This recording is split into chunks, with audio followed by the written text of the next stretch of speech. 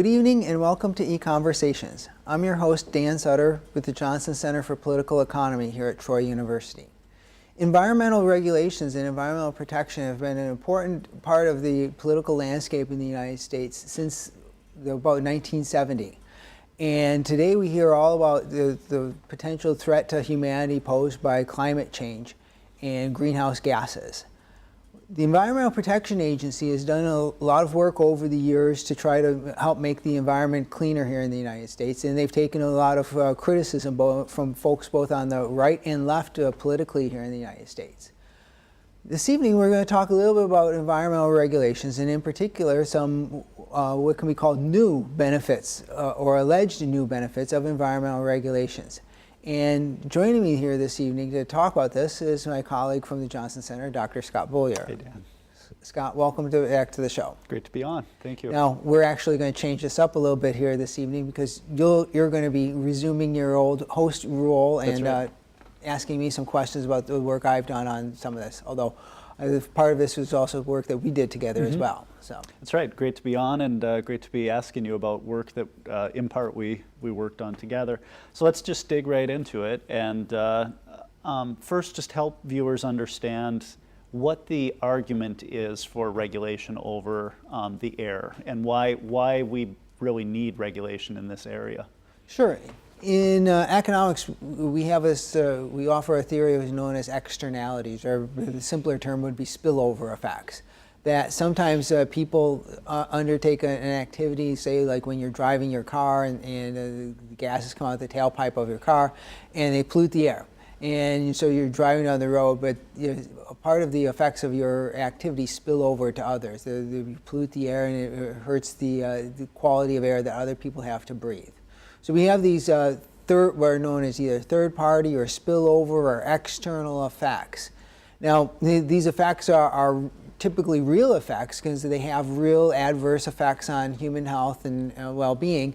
And they also, in effect, can be thought of as a type of property rights violation. That, in effect, if people are using clean air or clean water, you can think of the clean air and clean water are part of your property rights. That if you own some property, then you have a right to have some clean air along with that property, because nobody would want the property, just land without any property to the air. So these are property rights violations, so they're important, and yet they're very difficult in many circumstances for to be handled through market transactions or market participants. So that creates a role for government to step in and possibly help enforce property rights as one of the core functions of government. I can remember when I was a child hearing stories about smog in LA, and that everyone was going to have to wear breathing masks. And there are parts of the world where it's still a very serious issue. How big is the problem of air pollution if we were to try to quantify it or get a grasp? I walk around and think that the air is pretty clean and not that big a deal. Yeah, in large extent, in many parts of the United States, the air has been quite clean now and has been getting better for about 40 years. You have a slide we can take a look at here that will document some of these effects here. Skip ahead.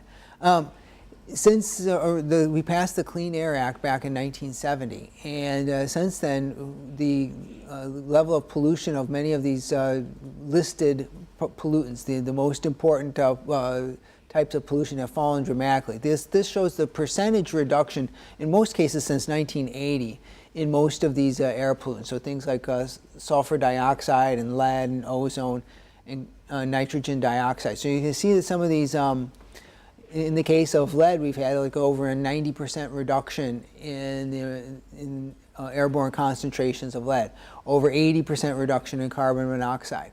And these are, again, dated since about 1980. And over that period of time, certainly since 1980, we've had a significant amount of economic growth as well. So what we've been able to do is craft some environmental regulations that have improved the quality of air and water in this country, and still allowed economic growth to continue. And we've been able to maintain sort of the basic framework of our market economy. We've tacked on some regulations, which I think can best be thought of as just like helping enforce property rights. And we've been able to do a pretty good job with improving our environment and continuing to have rising standards of living. So you mentioned economic growth. Proponents of regulation would look at this chart though and say, well, it's thanks to a number of regulations we passed, like lead. You know, there's new policies towards lead-based paint, and you know the way that you treat a house that has had lead in the walls. A lot of things have changed in that area, but there's also this force, economic growth. When I think about pollution, I think to myself, well, it's waste. Okay, a company is wasting when they're polluting. So to some extent, they have an incentive to internalize their pollution and have a lot less of it, because it might mean they're behaving more efficiently. So what extent are these problems being solved privately? And that thing that we're seeing economic growth is actually them just getting cleaner and more efficient. And to what extent can this be explained by government regulation? Well, I think certainly there is a role for the government regulation in many of these cases, because previously when companies were able to just in effect use clean air or clean water as inputs without having to pay for them, they were using things that you could say belong to others without having to pay for them, and enforcing property rights is important. But there are a lot of areas, and as you suggest, when you're generating pollution, there's some wastage that's going on there. And companies certainly have an incentive to try to reduce the amount of waste products they have. And once consumers start to demand cleaner burning cars or more fuel efficient products, appliances, they have an incentive from market forces to try to provide the products that consumers demand as well. So there are a number of market forces that are going along here, and maybe the most important one is, as you mentioned, economic growth, which because it's economic growth that's led to as people become richer, we also tend to want to have a cleaner environment. 100 some years ago, when the nation was quite poor compared to where we are now, we just wanted good jobs, we wanted the goods and services, we wanted a modern standard of living.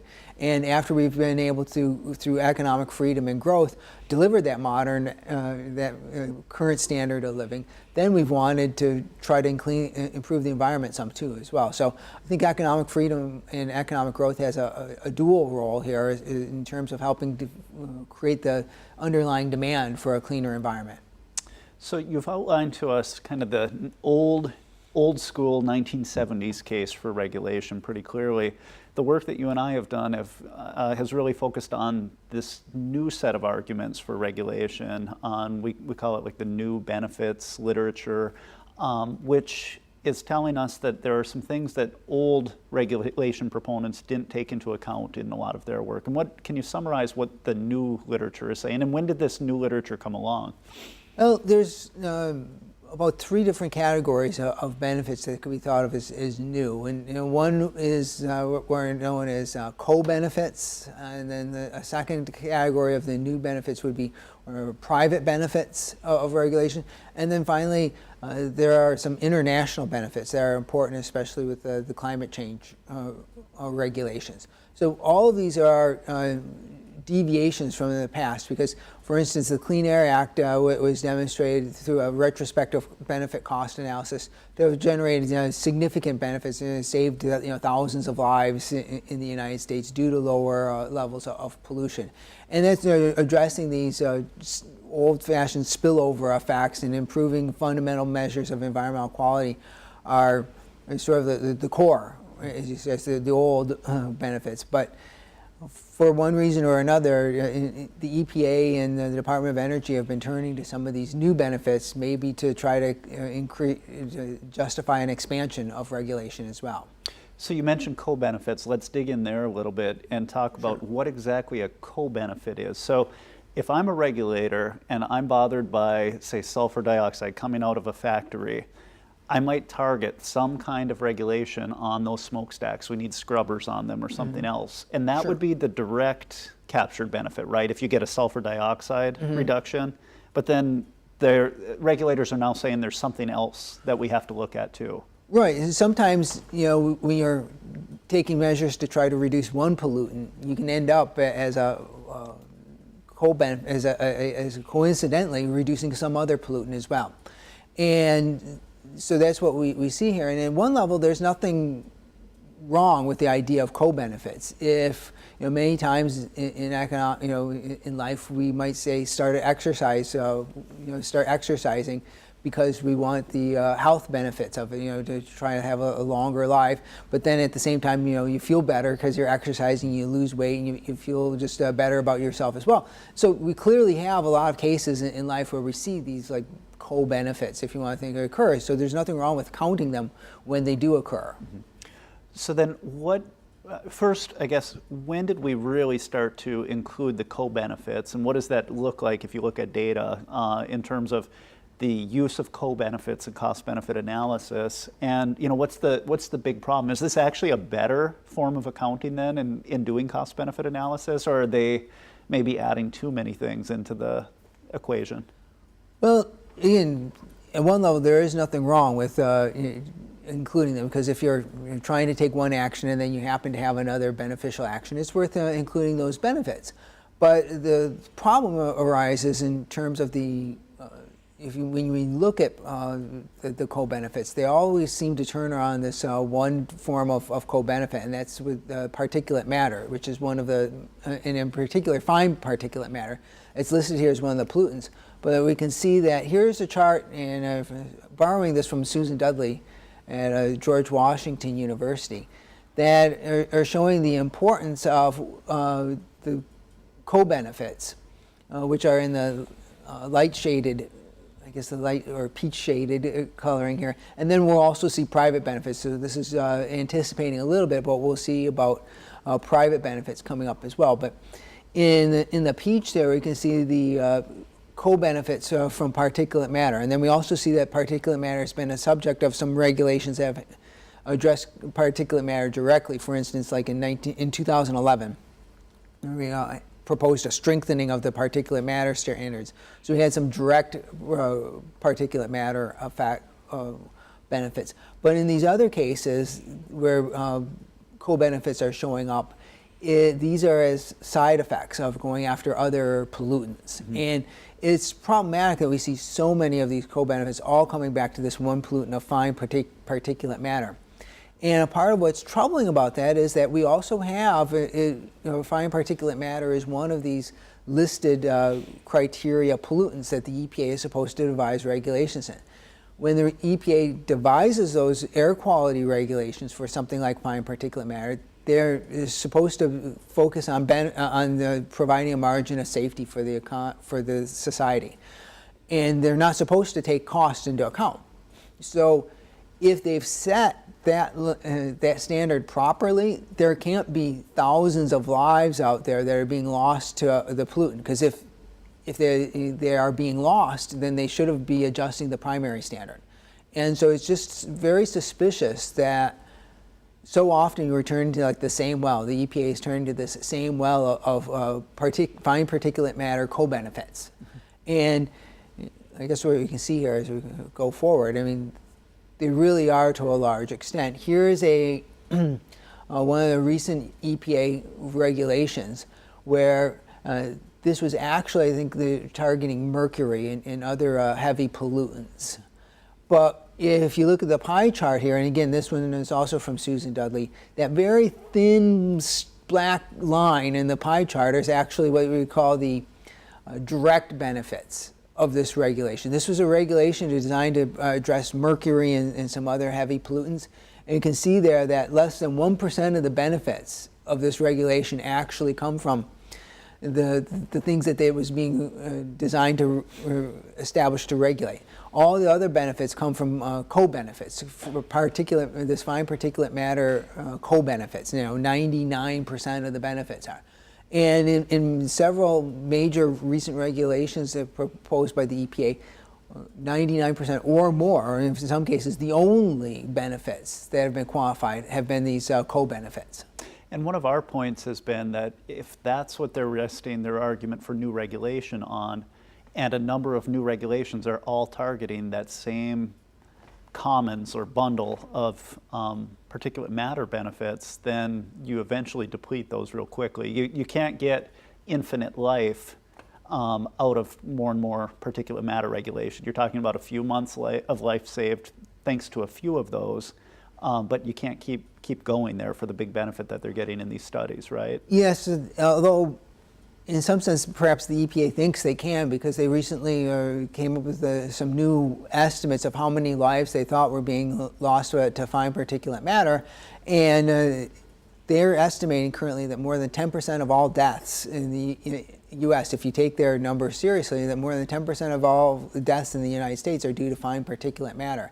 And then, as economist Ann Smith has pointed out, going back in time, since particulate matter concentrations have been falling in the United States, this means that back in 1980 or so, it must have been at least a quarter of all deaths had to be from fine particulate matter. Now, back in 1980, we had a lot more deaths from smoking, for instance. But I guess at the time we didn't realize that smoking wasn't maybe actually killing people. It must have been fine particulate matter that was causing all of these deaths. So leave aside the heart attacks and the cancer from smoking, it must have been this fine particulate matter that was causing all these 25% of all deaths. Wow. Let's turn to private benefits a little bit and just try to make sense out of those. Now, when I think of a private benefit that's coming about through, say, my car becoming more energy efficient so that I can get more miles per gallon out of it, my thinking is that I'll get a more efficient vehicle if the benefit to me personally is greater than the cost. And I'll go ahead and do that. That private benefit gets captured to some extent in the price I pay for the car. But this literature on private benefits is more or less saying that people aren't actually calculating rationally on the benefits and costs to them, or there's some benefits they're not looking at when they say buy a new vehicle or buy a washer and dryer? Yes, that's the argument here. And, the idea of private benefits, in one sense, is an old one. It goes back to the 1970s, where some research by engineers were suggesting that people didn't invest as much in energy efficiency as at least the engineers thought they should have. And that's been in the last few years combined with recent research on behavioral economics that argues that people are subject to some systematic decision-making biases. They may make some kind of the same repeated, predictable mistakes. And part of that from behavioral economics that suggests that people engage in what's called hyperbolic discounting. So they ignore the benefits. They have a hard time imagining or really factoring in benefits that are going to occur at some point in the future, especially if they're unsure or hard to document, as with lower energy bills. Mm-hmm. And I'm assuming there's pretty good challenges that can be made to people in this literature, saying that there are these large private benefits left on the table. I mean, it seems to fly in the face of what most economists are taught about rational actors. You'll insulate your attic if the value to you is high enough that insulating makes sense, right? Yes, and these are particularly a new type of regulatory benefit, because they would be things that in the past we would have called costs. Right. Right, and certainly I think most Americans, anybody who's bought a car over the last 5 years or so and considered the fuel economy that it's getting, given that we have $3 a gallon gas, would be surprised to realize that they don't apparently pay any attention to energy efficiency. So, I mean, Americans certainly do. Some people argue they don't pay enough attention to it, and that by somehow forcing people to buy more fuel-efficient cars or more fuel-efficient washers than they would otherwise, that they could be made better off. And what's particularly problematic about this is that, I mean, if you or I were to go out and buy a new washing machine, well, we don't buy them very often. We might have a hard time convincing ourselves of the benefits, the energy efficiency benefits of a new washing machine or air conditioner or something like that.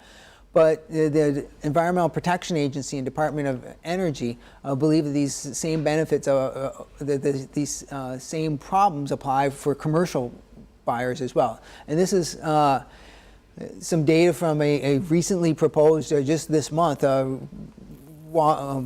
standard for energy efficiency for commercial washing machines that the Department of Energy proposed.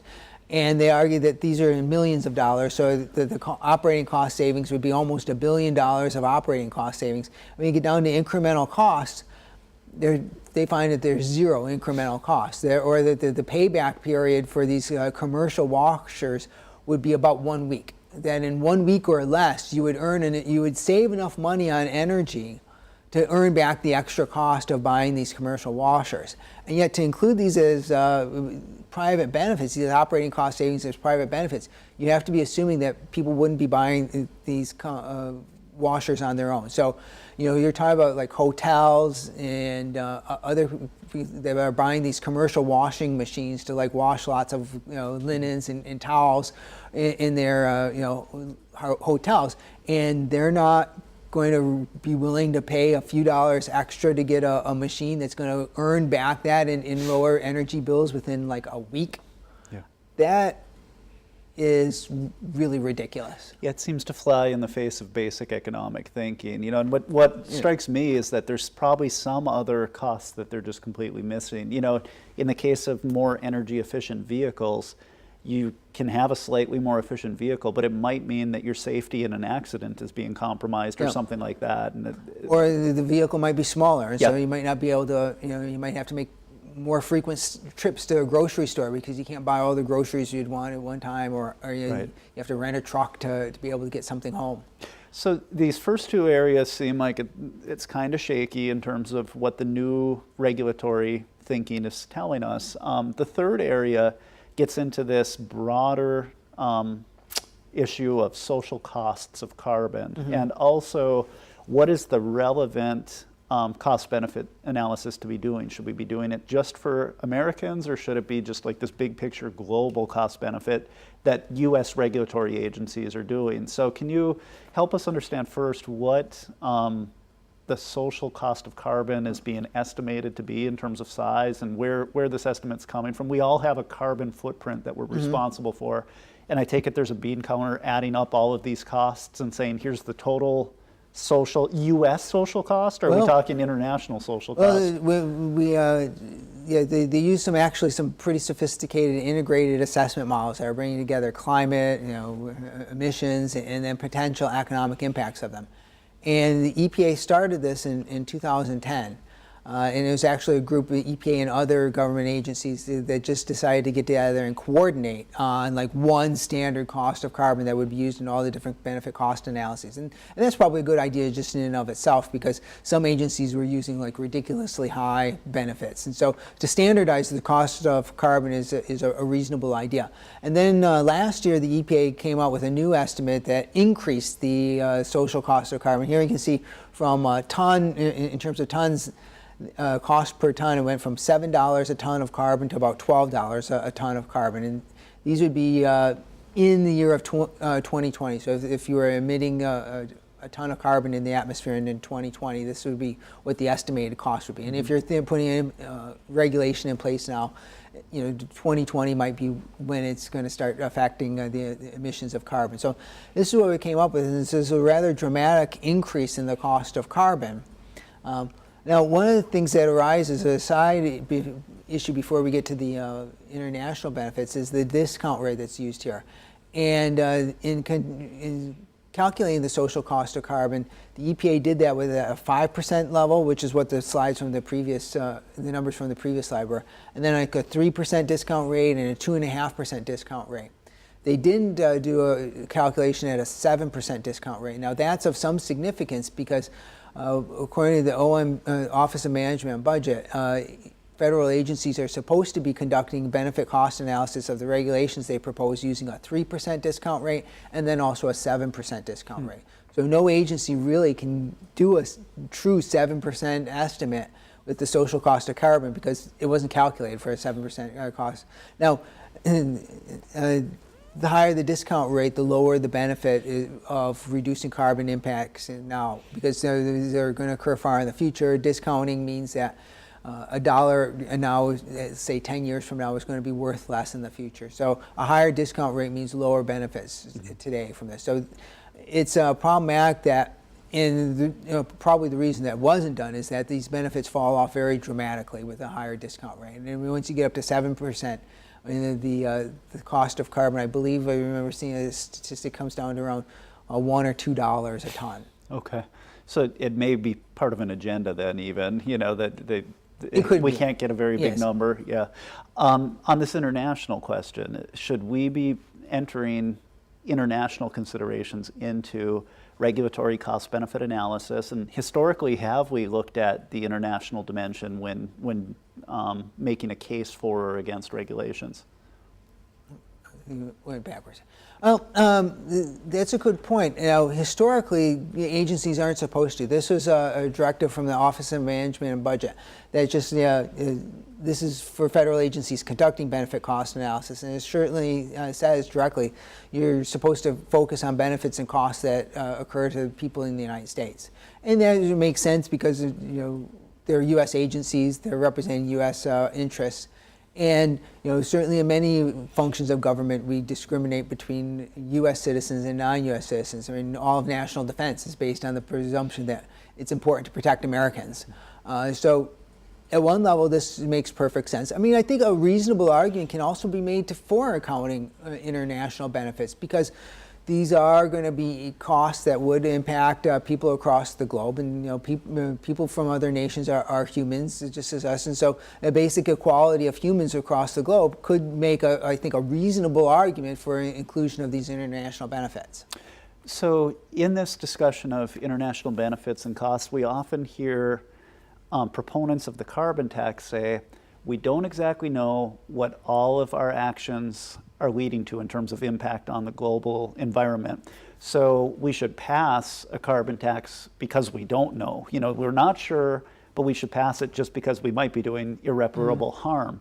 From these last couple slides, though, it could be the case that the benefits, or the total costs of carbon are actually pretty low. Yeah. So therefore, passing a carbon tax seems like it would just be one more burden on the American and the global economy. Is there a conclusion that can be teased out of this for the carbon tax? Well, I think it actually turns out that, at one level, the social cost of carbon isn't going to be zero. So at some level, an economist would suggest that maybe an emissions charge would be the right thing to do.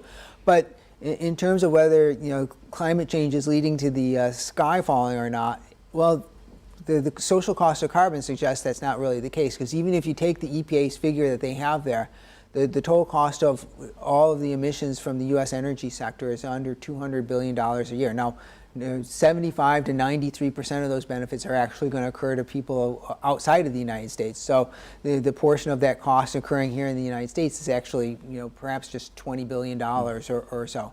$200 billion is a lot of money, but it's really only a little bit more than 1% of GDP. It's certainly not the end of the world. It's a manageable figure. And in that regard, I think we could say that the case for a carbon tax is actually relatively weak. Part of that is because we see that greenhouse gas emissions in the United States actually have been falling. They've been falling here over the last 4 or 5 years, and relative to GDP, they've been falling since 1990. So we seem to be making progress in terms of reducing climate change, the greenhouse gases fueling climate change. And I think one of the real problems we have with an emissions charge is that the emissions charge, once it's enacted, could be raised. And it could be raised to such a level that it could really force a restructuring of the U.S. economy, which might be what some folks on the left in the environmental movement have as their goal all along, is to restructure the U.S. economy. But certainly the numbers, the economics suggest that even given the EPA's cost of carbon, climate change isn't an intolerable burden that we can't deal with. And at that, I'm going to toss it back to you for the farewell. It was great being on again, Dan. Well, thanks very much for coming on, Scott, and thank you for joining us this evening. Join us again next week for another EconVersations.